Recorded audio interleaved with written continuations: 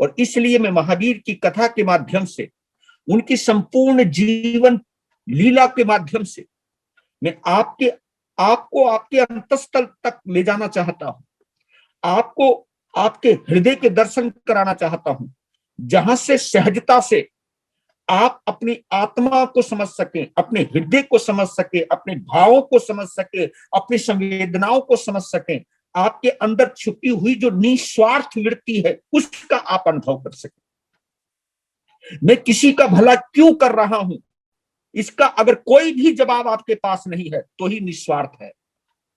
अगर आपकी कुछ ना कुछ डिमांड है, कुछ ना कुछ चाहत है, तो आप धर्म नहीं कर रहे हो, आप सौदा कर रहे हो। भगवान ने तो यहां तक भी कहा कि तुम मुक्ति की भी इच्छा मत करो, बस साधना करो, निस्वार्थ हो जाओ।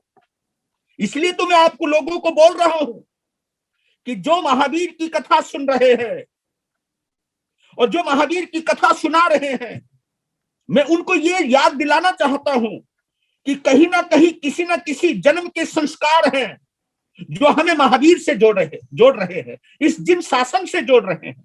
और जुड़ने के बावजूद भी, मैं संत होने के बावजूद भी, साध्वी बनने के बावजूद भी, श्रावक होने के बावजूद भी, श्राविका बनने के बावजूद भी, फिर भी अगर हम एक दूसरे की टांग खींच रहे हैं, क्या कर रहे हो आप? ये विचारने प्रश्न, कर क्या रहे हो आप? अपने तुच्छ स्वार्थ के लिए किसी को जलील कर रहे हो, थोड़ा सा संसार का सुख भोगने के लिए किसी के साथ छल कर रहे हो, किसी का हक हड़प रहे हो, किसी को अपमान कर रहे हो, अपमानित कर रहे हो, कर क्या रहे हो आप? ये बहुत बड़ा सवाल है।